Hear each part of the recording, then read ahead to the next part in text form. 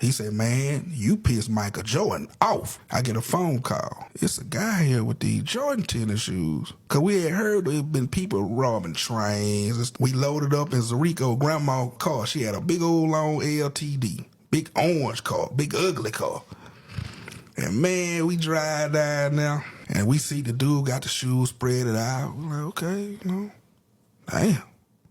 Shit, he really got them. So the guy come to me. He said, hey, you Trey son? I said, yes, sir. He said, okay. He said, man, we kinfolk. So we left. So we all plotting. Like, ooh, we gonna be clean at school tomorrow. Ooh, we gonna be clean. That next morning, I get up. In the other room, I see all these boxes. I'm like, what the? Then I look in the front room. It's the guy, my daddy, and my mama. They up drinking. It's 6:30 in the morning. They drinking Remy Martin, smoking, just like this 10 o'clock at night. Right. They partying. So I'm like, what the hell going on here, So once I get in, the guy say, hey, go to school, let everybody know you got the shoes, and I'll give you half on every shoe you sell. Man, I'm talking about soon as we step foot on the campus. I don't even think we was in the door yet. Man, it was like students just coming from everywhere, just like, wow, where did y'all get them? Like, whoa, how you do it? What can I get them? Because they was like that in a month or two before they really releasing. We got all these kids trying to call home to their parents to get money to buy the shoes. And I'm talking about, man, the line in the office was so long, you thought Drake was in town or something. So by the time lunch break kick in, my homeboy JR, he come to me. He said, hey, man, we might need to leave school early so we can get everything situated. So when everybody got to school, we'll have their size and stuff. We just, pass them to them. Right. So I said, yeah, you right. I pull up in my yard. I'm noticing this 2-3 cars, like people just start coming in behind me. Everybody tell them their size. I go in, I get the shoes, I get the money, I go back in, I get it to my mama. My mama was like the count, like she was on top of it. Like when I come in that house with that money, my mama finna take the money, she finna put my portion over here and put the other guy portion there. She writing it down, got the calculator, like she just on top of it, like it was a real operation. I'm telling these dumb people, don't wear your shoes to school. The feds was all over the school. They walking around, just looking at people's feet. 3 weeks went by. I'm walking through the hall. And when somebody come out the office, the door opens, it gonna swing open, it just swing, So as I'm walking, I look, I see like 4 or 5 guys sitting on the bleach, on the bench, barefoot. Next thing I know, send Sidney Coates to the office, please. So now we trying to get our story together. So as we think, we say, look, we gonna say we got off from a white man in the van. The police around the car. I'm in the back seat. I got crack in my pocket and everything. So I hear the police ask the driver license and registration. So the driver, he in there just, he stuttered, I said, oh, God damn, this fucker ain't got a license. So I'm like, oh, we fucked. So as he getting his ID, I said, shit, I gotta get this crack out of my pocket. So I'm trying to ease in my pocket. So next day when the police say, hey, get your hands out your pocket. I said, oh, sir. I said, sir, I'm so nervous. I'm just trying to smoke a cigarette. I'm just trying to get a cigarette. So he let me be. So I said, well, shit, I'm going to try it again. Here I go again. I'm trying to go in my pocket. Next thing I know, he done opened the door and yanked my ass up out the car. Get your ass out. And he went in my pocket and pulled. He say, charge him with intent to distribute. I say, no, I smoke crack. I say, no, I smoke, sir. I do not sell. He said, man, you lying. You look at you. Man, you don't smoke no crack. I say, yes, I do. He said, how long have you been smoking crack? I say, since high school. I say, I love it. Hurricane Katrina hit New Orleans. I got an uncle. he was down there working.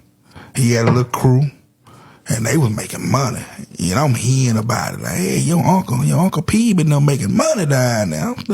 I get to New Orleans. I go in one room. I see 3 guys that I know.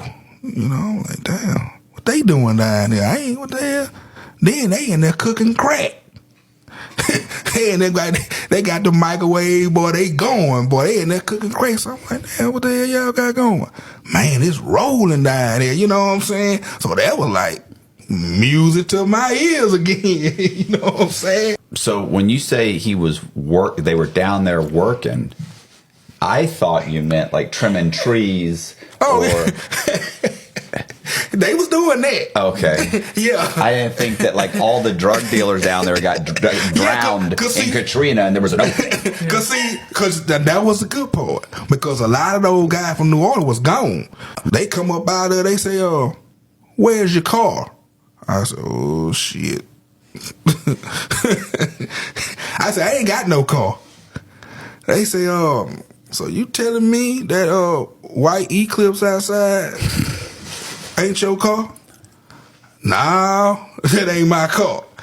He said, well, I tell you what, we finna run the license plate, and if it come back here, we finna go in there, and we finna call a K9 out here, and if he hit, he going in. I say, well, look, I tell you what. I say, look, this my mom's car. My mom let me use to get back and forth here and there, you know, so. I don't know what mom's got in the trunk. Yeah, you know, so I was like, hey, what we can do, we can call my mom and tell her, you know, just come get a car. He said, no, no, that ain't what we finna do. We finna get the K9 over here, and if he bump, we going in. So find the K9, get there, and he go sit right by the trunk. I said, oh, fuck. So the police, he popped my trunk. He just doing this. He just wiggling. He just coming out with everything. The police guy walk over and he say, man, this is some good coke. I say, it sure is. I keep the best. You know, fuck it. You know, hey, I'm caught. I get a phone call. He goes, hey, I need to meet you guys uptown in the Target parking lot. Separate cars. 8:30. We get there and we're waiting, and the parking lot is desolate. He comes in, the white Durango, says, come in the car. We get in the car. Hey, listen, the brown duffel bag is yours, which is my partner. The black duffel bag is mine. Okay, cool. I'm on the right side. I'm seeing him. I'm going to text you the address. It's in Yonkers. It's about a 40-minute drive. I'm going to the bathroom, and then we could kind of all head out. All right, cool, but you guys could head out now, separate vehicles. We do exactly that. We exit the car and exit out. I look at my Nike fuel band, and it's like 8:50, 9 o'clock. I look at my partner, he goes, oh, I might have to pump gas. And then I look at the time again, I'm like, well, hurry up. And then as soon as I look back, it's a Hearst rental car. Doors bust open, DEA agents, vests, guns out, get on the ground, get on the ground, get on the ground. And I look at my partner, I have the duffel bag in my hand, and I'm just like a deer in headlights. He's looking at me, a deer in headlights. Everything is slow motion. I don't hear anything. I just start seeing cars coming left and right, squad cars, guns everywhere, and I'm just frozen. The only thing I feel is the knee of a DEA agent pinning me to the ground, taking off my personal protection firearm, unloading it, and cuffing me within 3 seconds. And I'm looking at my partner, face to the pavement, and I'm just like, Steven, wake up. You gotta wake up. This is bad. This is very bad. Where the f did we go wrong? Why did you not see this happen? Holy moly. He's looking at me, I'm looking at him. We get thrown in the squad car. I'm in the back seat. There's a young lady with a vest on, DEA agent, credentials on her neck. There's a big white guy sitting next to me, heavily tatted, and he's just looking at me, and he goes, my buddy robbed a couple of banks. He was sitting down somewhere at like a Starbucks or something, and he said, I looked over at this bank, and he was like, there's no cop in that bank. He's like there's 3 tellers. He had no money. Like literally he's being evicted, the whole thing. Yeah. And he went, I'm going to rob that bank. And he was like, what should I do? Like, what do I need to disguise? And he's like, and there was a store on the corner, across the street, but on the corner. And he went, I'm going to go buy a baseball cap. Right. He said, so I wrote a note. Yeah. And he said, I left. Went down there. I bought like a baseball cap, put the cap on, walked across the street, walked down there, walked in the bank. Right. Walked up, gave him the note. Either she got scared or she was like, "Are you serious?" He's like, "I'm serious." And she's like, "Oh, Yeah. okay." And she gave him, whatever. She took the drawer and she popped it, pop. He said, and I spent it in the next whatever week or two, and it's gone. And he said, I caught up my rent. I did this, I did that. He said, whatever it was, a month later or something. He's like, I needed money. He said he went back to Starbucks, watched the video, Right. and he robbed the same bank again. He went and put a baseball cap on, wrote another note, walked in, did the thing, and so he said, and I left. Right. He's like, because nobody ever showed up. He's like, now I've robbed like 2-3 banks. Nobody showed up. Gets into his car and he leaves. He came to Florida. 3 years go by. He starts selling cars. He's doing well. He said 3 years go by. I'm driving down the road one day. He said, I get pulled over. The cop comes up. He gives him his driver's license, whatever. The guy leaves, goes back to the car. He said, I'm waiting. I'm like, God, this is really taking a long time. He said, and then another cop or trooper or whatever pulls up, parks. He said, then I see another one pull up. I don't know. He said, I went, this is nuts. He's like, what's going on? He said, a cop walks. He said, then they walk up and boom, next thing you know, they're pulling their guns. Get out of the car. Get out of the car. He's like, so I get out of the car. They make me get on my knees, my belly, the whole thing. Yeah. And he said, I don't know what's going on. I don't know if it was right then or when he got downtown, he said he realized, he's like, what are you arresting me for? And whatever it was, they said, bank robbery. And he thought, oh, that was years ago. Yeah.